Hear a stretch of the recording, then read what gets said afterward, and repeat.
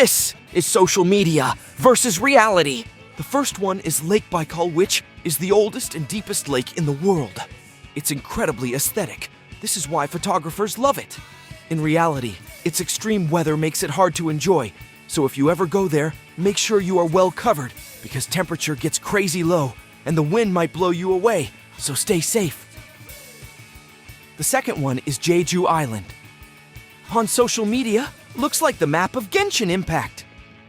In reality, the Four Seasons transform the island like a video game map setup. This place gives good vibes, and it's beautiful to visit any time of the year.